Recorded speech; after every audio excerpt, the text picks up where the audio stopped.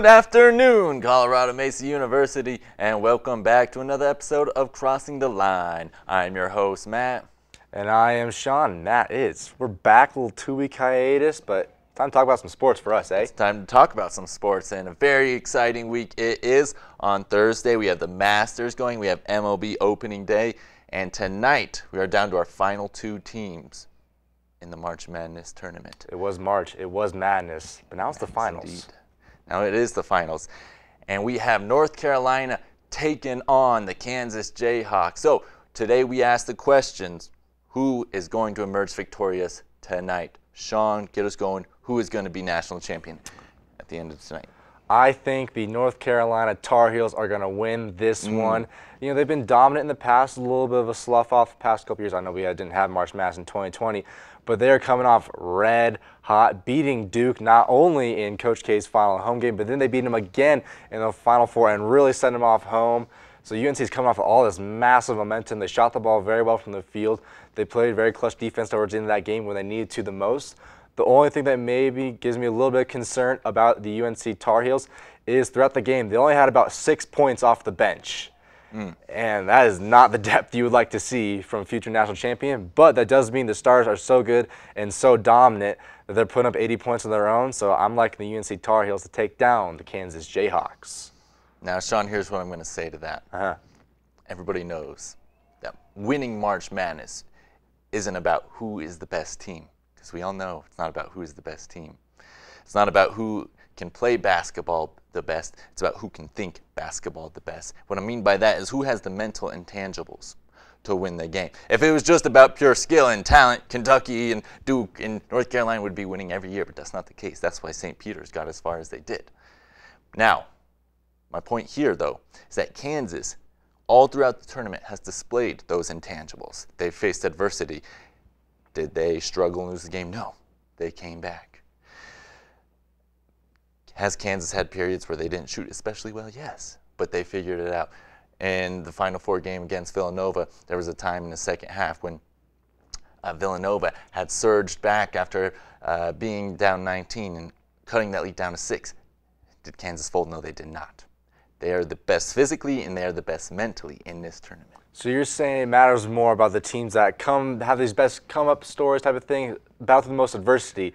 And your argument is that the #1 seed Kansas Jayhawks, who beat Villanova by was about 20 towards the end of that game, they ended up beating Villanova. Where adversity is that? You say Villanova comes back to close the gap to 9 points, but they still win by 20-plus points. UNC's been an 8 seed. They kind of battled their way through the ACC tournament. I think they may even had to win it. So they're not coming in with this #1 seed. Hold on, Sean. Hold on.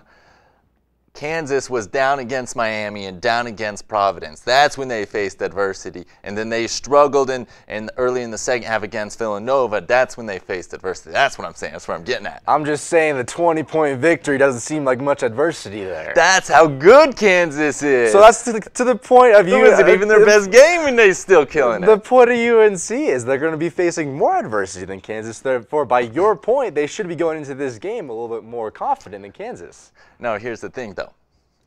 UNC, the 8th seed, they might have those mental intangibles too.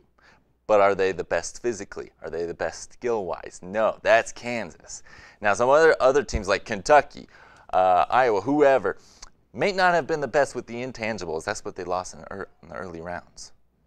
But Kansas, they're the best at both worlds. I think what matters here the most, that we're not thinking about the most, is the colors. UNC, the Carolina blue, is some of the best sports uniform blue you will see.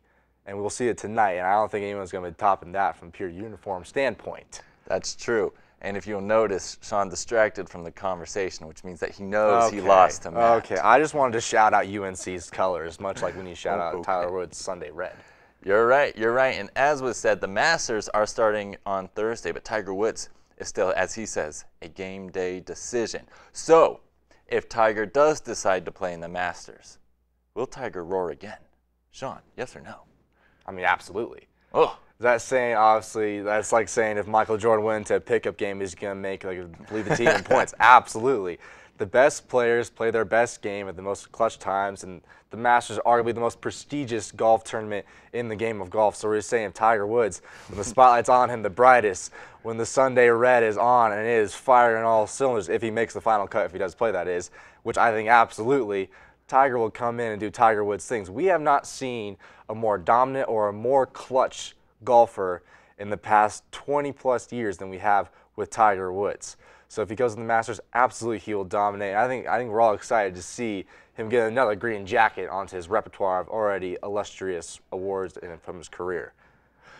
Sean, question for you. How many times does Tiger Woods need to get a devastating injury for people to stop believing in him, for him to hang it up? I don't know. I mean, it is a bummer how many injuries this guy's gotten. I mean, some self-deprecative, yes, but you know, it is a little bit of a bummer. But who doesn't love a comeback story? You're right. You're right. And Tiger Woods has that. He had his miracle comeback in 2019 when he won the Masters. But let me tell you something. I think it is incredibly, incredibly, incredibly rare for a person to have more than one comeback such as that one. And it already happened. It happened in 2019. And as much as I want it to happen, and I do want it to happen, it's not going to happen again. Miracles don't happen in two, okay? The United States only beat Russia once in hockey. The Rockies only got to the World Series once, you know. Probably won't ever again either. Probably not. So, call me, I'm usually an optimist on this show. Is it, though? Is it necessarily a miracle comeback? Sure, is he coming back from an injury? Yes. But if you're Tiger Woods, you're the favorite going into this thing. So is it necessarily a miracle comeback or necessarily an underdog story if you are Tiger Woods? I don't think he's the favorite, though. I think he's got like 1,000 to 1 odds he wins. I mean, that is true. And golf is a game of consistency. It is a game of clutch shots hitting when you need the most. But if there is a sport where you can quite literally come off of the couch if you already have a Tiger Woods-based muscle memory, if there is a sport where you can come off of from not playing a whole heck of a lot and win an incredible tournament, it is the Masters. We've seen crazy underdog stories in the Masters, and if Tiger Woods is an underdog, then, you know, if there's anyone who's going to do it, it's going to be Tiger. I will grant you that. It's not like he's Tim Tebow trying to play tight Yeah, end. or me, or you. Yeah. I would not do well at Augusta National would not do me very kindly. I feel like I would get my butt kicked. No, maybe the Grand Junction National. Redlands, Mesa, who knows? Mesa, Watch out. Yeah. Here we come. All right, guys, let's move on to our third and final topic of the day. The MLB has finally granted the National League the right to throw in a designated hitter, and out are the days of the pitcher taking a bat, going up the home plate. So now we ask in our latest segment, take him or scrape him, the universal DH. Sean, are you taking it or are you scraping it? I am taking it. It is about dang time the NL has caught up with the AL with the universal DH. No one wants to see Kershaw, Kyle Freeland, or any of those guys hit anymore. One, from a pure player safety thing, if Kershaw's up there or if Walker Buehler's up there and they, for some reason, take an errant pitch to the wrist and they break their hand, that's going to completely mess up the rotation for the team. One, and those are two premier pitchers, and fans of MLBs are not going to be happy about that. And also, all these MLB rosters are so deep. They have much better hitters than these pitchers. So let's let the good hitters do their job and let them hit. And then it's just going to throw. I think the pace of the game is going to be so much better also, where you don't have this random clunker of a back half of a third of an inning, where maybe a pitcher makes a couple foul contacts and then strikes out on a low-hanging curveball or whatever it is. We don't want to see the pitchers. We want to see the pitchers pitch. We want to see the hitters hit. And it's finally time that the NL is caught up with the AL with this universal DH, Matt. Okay, Sean, calm down. Calm down. Okay, you're right. Nobody wants to see Clayton Kershaw hit or Kyle Freeland hit. But you know who the people do want to see hit? Who's that? Bartolo Colon. Let me paint you a little picture here. Oh, the year is 2016. The bases are loaded. And walking up to the plate comes the 350-pound Latino Ladrimo Bartolo Colon. He steps up to the plate, lines up his next shot, and he takes the pitcher deep left field, crushes a grand slam, and instantly becomes one of the greatest moments in baseball history. And if we did a universal GH, we would lose that forever. That is an all-time great New York Met, Bartolo Colon pitcher at-bat moment. But that's one out of probably hundreds of at-bats that pitchers and Bartolo Colon have taken. And sure, you get that one amazing moment, but do we really want to see 299 other strikeouts before that? No.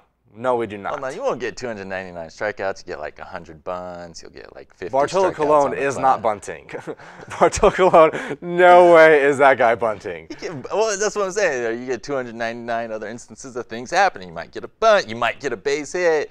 You might, it's the game, Sean. It's tradition, and it is a game, and I guess an argument could be made that are we preventing players like Shohei Ohtani from developing in the future? Possibly. But Shohei Ohtani is an absolute statistical anomaly. Many hitters, premier hitters in the league, are not hitting as well as Shohei Ohtani and can't pitch as well. So to your argument, are we possibly losing the possibility of developing good two-way pitchers? Maybe, but I think we're also going to see more dominant pitching, which is going to improve the hitting as a whole, which is why we need the universal DH. Well, certainly side to both argument, and I would be sad, but I think it would be a good thing for the MLB in terms of viewership and increasing offense, which they've been trying to do year after year. So I do get it. I get it, but it makes me sad. No more Bartolo moments. No more Bartolo. Sorry, Bartolo. All right, guys, we're going to move on to our fourth and final segment of the day, and that is shout-outs. And I'm going to start things off today by shouting out the new Royals pitcher, Zack Greinke, who has returned to his team after a 12-year hiatus, playing for multiple teams, including Arizona Diamondbacks and the just evil LA Dodgers, sadly. But he has returned to the homeland doing his best LeBron James impression and breaking a couple records in the process. He has the record now for the longest span of time between opening day starts for the same team, and has now become the oldest starting pitcher, opening day starting pitcher for the Royals in their team history. Zack Greinke, what a character. Oh, and sticking to the world of the football world here today, around the NFL draft time, we always get some great draft stories. But I think we have one of the most all-time great names that is going to be in this NFL draft, and that is with Cincinnati draft prospect, defensive back, that goes by the name of Sauce Gardner. Yes, I said that correct. His name is Sauce Gardner, and not only does he have one of the best names in NFL draft history, he is also the #1 ranked defensive back going in and one of the 3rd overall ranked prospects, according to Daniel Jeremiah of NFL Network, the mock draft guru Daniel Jeremiah. And I cannot wait to see probably the future New York Jet cornerback of Sauce Gardner going into the NFL. That's an all-time great name for an all-time great Cincinnati corner. How about that? How about that? How about that? That is a great name. I think best sauce I've seen since I went to Chick-fil-A. No, absolutely. Absolutely. All right, guys, that's going to do it for us on this week of Crossing the Line. We'll see you next week. Peace.